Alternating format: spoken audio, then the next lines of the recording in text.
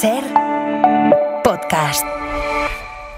Nos hemos venido a Catarroja porque queríamos terminar esta edición especial de Hora 25 desde la provincia de Valencia, deteniéndonos en los más jóvenes, los niños y los adolescentes que de la noche a la mañana vivieron una experiencia que si fue jodida para todo el mundo, es cuando uno todavía no tiene todas las herramientas para gestionarla, pues lo pudo ser todavía muchísimo más. El día de la Dana se produjo una ruptura vital para muchas personas y a determinadas edades, pues como digo, no siempre se tienen esas herramientas para saber lidiar con algo así. Nos hemos venido a Catarroja, al Instituto Berenguer Dalmau, y están con nosotros 4 de sus alumnos. Lola, tú tienes 15 años, buenas noches. Buenas noches, ¿Y estás sí. en cuarto de ESO. Cuarto de la ESO. Natalia, tú también tienes 15, Sí, pero estás en primero de bachiller ya. efectivamente. Y compartes curso con Sergio, buenas noches, Efectivamente, buenas noches. que tienes 16 ya. 6 años, sí. Y el más junior de nuestra mesa se llama Pau, que tiene 13 años, ¿verdad? Sí, ¿Y estás en? segundo era eso. Todos sois de Catarroja Sí. y todos estudiáis aquí, en el Berenguer Dalmau. Sí. ¿Cómo describiríais este instituto? Me lo pido yo primero. Venga. A ver, se puede escribir básicamente como una celda, porque estamos con rejas y al final las ventanas también es medio depresivo, que no puedes abrir la ventana y que te dé el aire directamente o sacar la mano, sino que tienes barrotes. Porque estos son barracones. Son barracones, efectivamente. Vale. O sea, antes de la Dana, Teníamos un instituto hecho de ladrillo, como tiene que Sí. ser, y normal. A veces decían que era pequeño, que había pocas aulas, pero se llevaba bien y el patio lo veía bastante bien. y a raíz de la Dana, La Dana, pues nos improvisaron derivaron esto. primero a Mislata y después pues hemos vuelto aquí. Ujú. ¿Cómo son las aulas por dentro? O sea, estos barracones convertidos en aulas, ¿cómo son? Son muy pequeñas. Por ejemplo, en nuestra clase somos 30 y ahora cuando hacemos exámenes todos los profesores nos ponen 2 modelos porque casi no hay separación entre mesas. Para que no os copiéis. Sí. ¿Y cómo gestionáis el estudiar en estos barracones? Bueno, yo en o sea, justo en mi aula, Sí. acá ha tocado la suerte de que somos unos 20 alumnos. Vale. Entonces Más se fácil. gestiona relativamente bien. Ya, Eso sí, hay que tener en cuenta que frente a todo lo que ha pasado con la Dana, ya. tenemos mucho material nuevo, eso es una cosa, porque teníamos el centro ya un poco anticuado y en cuanto a material sí que era una cosa un poco... Sí, no sé cómo describirlo, pero ya estaba en todo... Yo, claro, por eso también pienso que han derrumbido un poco el instituto, porque ese centro ya tiene casi 40 años, tendrá aproximadamente, y tenía muchas cosas por renomar, eso está claro, pero en el estado en el que están los barracones, pues para corto plazo, Ya. pues está relativamente bien, pero no es una cosa que vamos a largo plazo. Por ejemplo, cuando tenemos que ir a educación física nos toca andar hasta el polideportivo. Ya. Las aulas para las clases de más de 20 alumnos, ya con 20 alumnos quedan algo justas, pero con más Ya, es súper claustrofóbico. ya. Entonces necesitamos ya un cambio de condiciones, por mucho que el centro esté en buen estado. Pau, ¿tú cómo recuerdas el día de la Dana? ¿Cómo lo viviste tú? Pues yo llegué a casa y mis abuelos me dijeron que no fuera a entrenar porque decían que ahí iba a llover mucho. Y vino mi madre pronto de casa y empezamos a oír gritar por la calle y abrimos la puerta y ya teníamos el agua en la puerta casi. Entonces empezamos a taponar la puerta y a subir al piso de arriba las cosas más importantes. ¿Todas vuestras familias están bien? ¿Todo? Sí. Fuera de lo material, sí. Ya. ¿Vosotros cómo lo vivisteis? Yo estaba en mi casa, estaba a punto de salir a entrenar, pero pues nos mandaron un mensaje que se habían cancelado y yo empecé a ver un montón de coches pasar por la calle, por encima de la acera, pero no sabía por qué. Y ya como mi padre se dio cuenta, se fue a sacar el coche y ya se quedó fuera porque al volver de dejar el coche vino andando. Pues había subido mucho el agua y no podía cruzar, no pudo pasar a casa y se subió a una caseta de estas de electricidad y se quedó ahí pues hasta que bajó el agua, creo que fueron hasta las 3 de la mañana o 4, y yo me quedé con mi hermano en casa, que es más pequeño, tiene la edad de Pau, y nos subimos a casa de los vecinos porque estábamos los dos solos, y pues mi madre estaba trabajando también en Almusafes, así que eso. ¿Cómo ha cambiado vuestra vida desde entonces? A ver, desde entonces, como aspecto positivo, yo diría que nos abrazamos más, porque Es que sí, da un poco de risa, pero sí es verdad. No, Porque después de no vernos durante 3 semanas, un mes en la Dana, pues sí que nos hemos dado cuenta, mis amigos y yo, que Natalia también está ahí, en que, por ejemplo, nos vimos y no parábamos de abrazarnos. Ahora, siempre que nos vemos, en vez de chocar la mano, como hacíamos antes, nos abrazamos, que es un gesto pequeño, pero que lo notamos de otra manera. Vosotros también lo vivís así. Yo en mi situación no... Es que mi situación fue un tanto distinto porque yo cuando pasó la Dana, que sí que fue una situación parecida a la que cuenta mi compañera, que sí que nos quedamos mi hermana y yo solas en casa cuando ocurrió todo, pues cuando pasó eso nos fuimos a una zona donde no había llegado el agua a quedarnos. Entonces, fuera de eso, la situación así, ¿cómo decirlo? La situación más peligrosa de la Dana sí que la vivimos, pero la post-Dana tan dura como fue, no llegamos a sufrirlo tanto. Entonces, a nivel interpersonal no me ha afectado tanto la Dana, pero sí que la verdad me duele bastante ver el pueblo aún en malas condiciones después de que ya haya pasado un año. Hace falta muchos recursos y cambios que no se han llevado a cabo. ¿Cómo ha cambiado el pueblo? ¿Cómo lo veis? A ver, ¿cómo lo veo? Pues lo veo un poquito destrozado. A ver, Un año sinceramente, después, yo ir por el pueblo y ver socavones en cada lado porque están haciendo o obras o lo que sea, o que hay zonas que todavía no están arregladas, o cuando llueve el miedo, o cuando suena en la 1 que pones la tele la alerta y, coño, mi hermana está el otro día que sacaba una noticia de la Dana y pegó un salto de la silla. Ahora con las obras que están haciendo, o por ejemplo con las lluvias, las alcantarillas se atragantan, que por ejemplo yo vivo en el Charco, que es la zona más o menos afectada, que se supone que tragan bien las alcantarillas, y ni eso.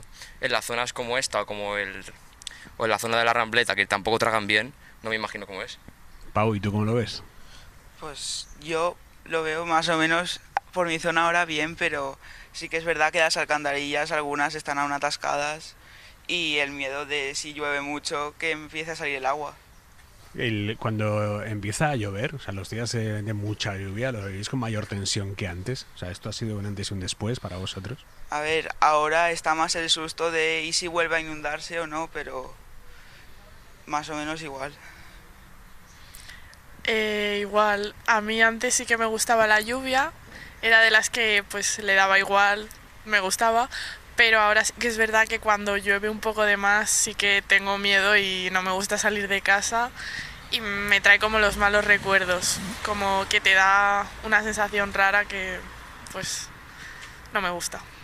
¿Vosotros diríais que vosotros o vuestras familias o vuestros entornos han cambiado algo a raíz de aquello? A ver, ¿qué han cambiado? Yo diría que sí, por ejemplo, a mi abuela o mi abuelo, que sí que les afectó bastante, porque claro, tenían la entrada taponada con todo el barro, que eran a lo mejor medio metro de barro y no podían salir de casa, estuvieron a lo mejor un mes sin salir de casa. Y sí que es verdad que han perdido cierta movilidad de no salir en ese tiempo y ahora se han acostumbrado a ese nivel de vida, de moverse menos y les cuesta más. Yo en mi caso, a nivel intrafamiliar sí que hay mayor preocupación por parte de mi madre, ya que en el caso de mi madre vio cómo pasaba toda la Dana desde fuera de casa. Ella no estaba justo en la zona en la que no estaba en Catarroja ni en la zona que se inundó cuando pasó lo de la Dana. Entonces en ella sí que hay un nivel, busca un nivel de precaución, ya que pues se preocupó mucho aquel día. Y mi padre pues sí que quedó muy afectado de aquel día porque pues sí que pasaron cosas que podrían haberle costado la vida.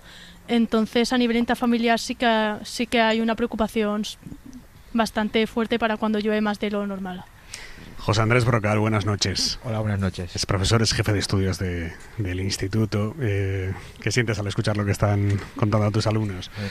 No me sorprende, ¿no? Porque el año pasado vivimos un poquito lo que pasó, ¿no? Yo es cierto que viví más la formación profesional, pero son alumnos de edad parecida, ¿no?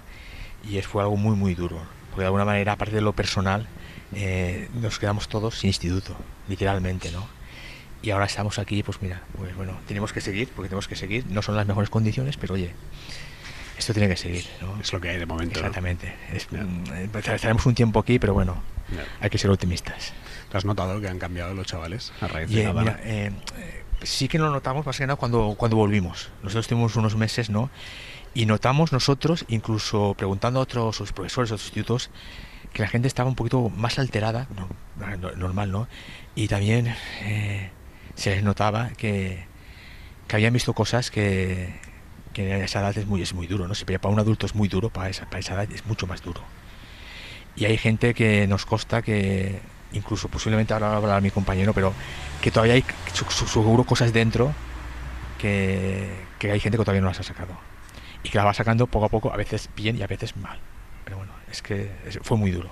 Omar Ríos Hernández, buenas noches. Hola, buenas noches. Omar, eres psicólogo clínico. Chavales de estas edades que han visto, como nos decía José Andrés, cosas que no les correspondía ver por su edad, ¿eso cómo se gestiona?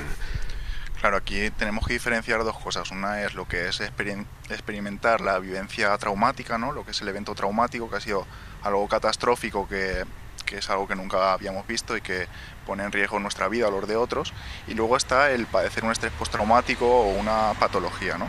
Entonces, no todas las personas que tienen una vivencia traumática van a desarrollar una sintomatología o un trastorno. Pero sí que es cierto que la literatura nos dice, y además lo que estamos viendo es que mucha de la población infantojuvenil está padeciendo sintomatología. Pero las buenas noticias es que esto se puede procesar y no tienen que derivar en algo crónico, aunque lo estés padeciendo a día de hoy. Un chaval, un adolescente, es capaz de reponerse mejor o más rápido que un adulto ante evidencias como esta, ante shocks como este.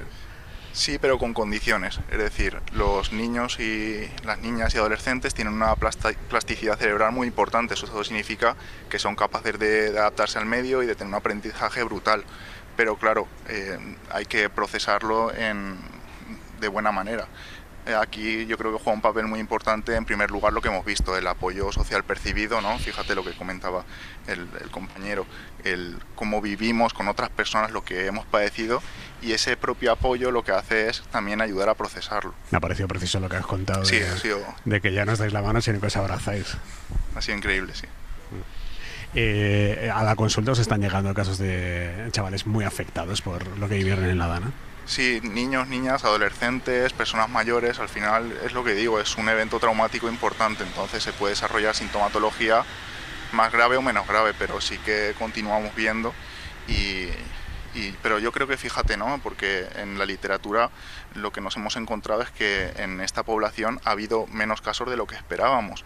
Y esto en parte es, primero, al apoyo social, de nuevo repito, lo que se ve a nivel social, las personas cómo se apoyan, y luego la parte comunitaria y la escolar, donde se está haciendo un trabajo fundamental, y yo creo que por eso estamos viendo menos sintomatología y menos gravedad quizás de lo que esperábamos. Sergio, ¿entre vosotros habláis de la Dana o es un tema que ya lo habéis dejado e intentáis, no lo sé, pasar de ello de alguna manera? A ver, quieras que no es un tema recurrente en las temas de conversación, pero ya no es el tema principal. Me refiero, tenemos temas más importantes a día de hoy que recordar el pasado, pero sí que es verdad que es importante para saber quiénes somos o qué situaciones nos hacen ser así a día de hoy. José Andrés, ¿y en las clases se aborda, en las aulas, de alguna manera? Se abordó en su momento. Vale, el año pasado, ahora ya no, ahora no se aborda, ¿no? Es verdad que bueno, mañana es un día muy especial y sí que se va a abordar, evidentemente. Se van a hacer una serie de actos, pero cuando volvimos sí que se abordó. Es decir, yo te puedo hablar de la formación profesional. Claro, nosotros tuvimos unos meses sin dar clase, ¿no? Y cuando volvimos era a principios de diciembre, además en otro instituto, que no conocíamos nada, nosotros teníamos claro que las primeras 2 semanas no podíamos comenzar con contenido. Ya preparamos para otro tipo de clase, para que el alumno un poquito se fuera situando de lo que había pasado. Ya digo, las 2 primeras semanas no dimos contenido que teníamos que haber dado. Éramos conscientes, porque claro, durante la Dana estuvimos en contacto con mucho alumnado y éramos conscientes de que había alumnado pues, que lo había pasado muy mal y que había problemas, ¿no? Y que teníamos claro que al volver no podíamos empezar el primer día. Vamos a recuperar rápidamente esto que hemos perdido. No. Y sí, evidentemente, pues había problemas. Omar, ¿de qué tienen que estar pendientes los padres de chavales adolescentes que puedan empezar a ver en sus hijos algo que les llame la atención y que puedan pensar, esto me puede estar indicando algo de que... Sí, es importante mirar a nivel de sintomatología, por ejemplo, lo más básico, que es el sueño y la alimentación. Cuando, por ejemplo, tú estás durmiendo mal, algo falla ahí, ¿no? Entonces hay que mirar qué es lo que está fallando. Luego la intensidad, cuánto tiempo dura también, la frecuencia, es todos los días, no es todos los días, señales, ¿no? Por ejemplo, las pesadillas eran más frecuentes al principio, ahora quizás no tanto, pero sobre todo esta desregulación de lo que es el estado de ánimo, ansiedad. En definitiva, bueno, los padres conocen mejor que nadie a sus hijos, ¿no? Entonces, ver que algo no cuadra y pedir ayuda. ¿Para cuándo se va a sustituir este centro improvisado en Barracones? Buena pregunta. ¿Hay algún horizonte? Hay un horizonte, pero posiblemente 4 años estaremos aquí. Posiblemente. Yo espero, me gustaría equivocarme y bueno, a lo mejor en 3 años estuviera aquí, sería una noticia, pero estas cosas van, por desgracia, van lentas. ¿Vale? Chicos, muchísimas gracias por habernos acompañado esta noche. Gracias de verdad. Un placer. Un placer a vosotros. Un placer.